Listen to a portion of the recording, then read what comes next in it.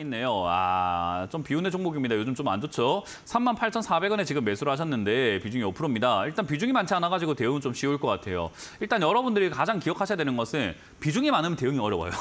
근데 비중이 적으면 대응이 쉬워집니다. 그래서 이거는 좀 기억하시면 되고요. 그럼 비중이 적어가지고 적은 만큼 다 많은 종목을 살 필요가 있습니까 하면 종목 수가 많으면 또 대응이 어렵습니다. 그러니까 적은 비중으로 적은 종목 개수를요 천천히 비중을 늘려간다 생각하고 대응하는 것이 가장 좋아요. 그래서 종목은 한 개 들고 있는 사람을 20개든 30개 들고 있는 사람이 못 이깁니다. 그러니까 수익률로 따진다면 한 개 들고 있는 사람이 제일 돈 많이 벌어요. 그래서 그걸 여러분들이 꼭 기억하시고 종목 개수는 줄이는 게 좋고 한 종목의 비중을 착실하게 들어갈 수 있도록 전략을 짜고 연구하는 것이 좋다라고 이해하시면 되겠습니다.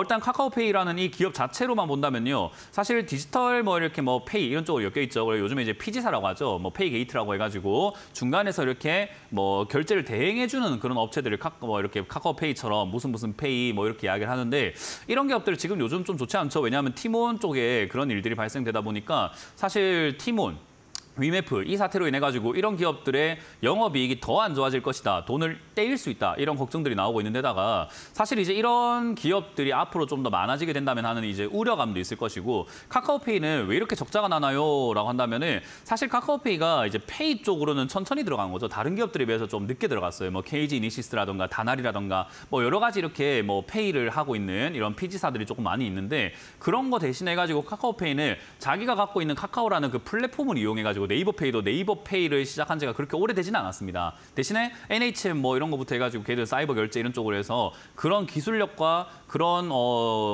플랫폼의 이제 시스템들을 잘 구축해 왔지만 카카오는 그렇지 않았어요. 나중에 들어가다 보니까 사실상 영업이익을 낸다라는 것은 이제 그 대행을 많이 써야 되는데 여러분들이 카카오페이를 얼마나 자주 쓰시는가를 생각 한번 해보면 여러 가지 결제 시스템을 쓰거든요. 우리가 온라인으로 뭘 살 때 쇼핑몰로 할 때 보면은 저도 카카오페이를 쓰긴 쓰는데 많이는 안 써요. 그거 왜 씁니까 하면 카카오 게임즈 때문에 써요. 게임을 하다 보니까. 게임할 때 돈 결제하면 카카오페이로 하거든요.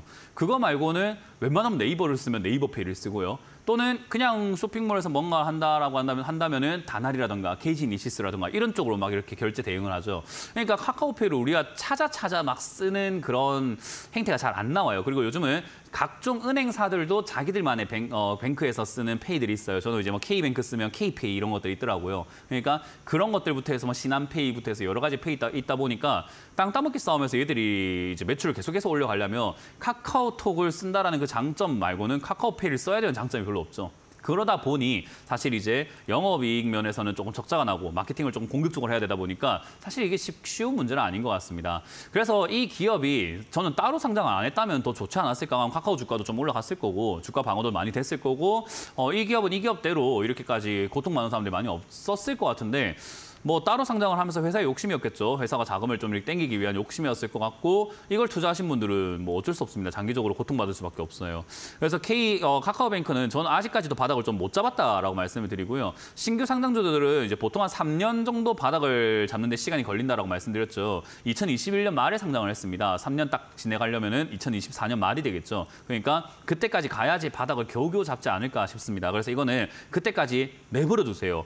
여기서 올라간다 하더라도 밑에 살 걸 어쨌을 걸 이런 걱정하지 마세요. 왜냐하면 올라오면은 한 5만 원대까지 주가가 회복될 가능성이 상당히 높기 때문에 추가 매수 안 해도 수익을 낼 수 있고요. 밑으로 빠져내려간다 한다면은 바닥을 잡을 때 비중을 나중에 실어도 괜찮습니다. 왜냐하면 카카오페이가 아까 말씀드린 것처럼 앞으로 점유율을 점점 많이 늘려갈 수 있는 포텐은 있는데 그러니까 잠재력은 있는데 다른 기업들에 비해서 아직까지는 그 점유율을 많이 먹고 들어가지 못하고 있는 기업 같아요. 그래서 나중을 본다면 좋은 기업이다. 근데 지금은 좀 시기상조지 않을까. 투자가 너무 좀 일렀다 이런 생각이 드네요. 그래서 들고 계시는 분이라면 그냥 홀딩해서 가져가시다가 한 올 말쯤 돼가지고 바닥을 어떤 형태로 잡는가를 보고 다시 한번 논의해보자. 지금은 추가 매수 없이 그냥 가져가시기 바라고 만에 하나 5만 원까지 그냥 갑자기 이상급등 현상이 나오거나 호재로 발생이 돼서 급등 나오면 그냥 팔아버리시는 걸 추천드려보도록 하고 내려가 있는 상태에서는 연말에 다시 한번 보도록 하자라는 전략을 드려보도록 합니다.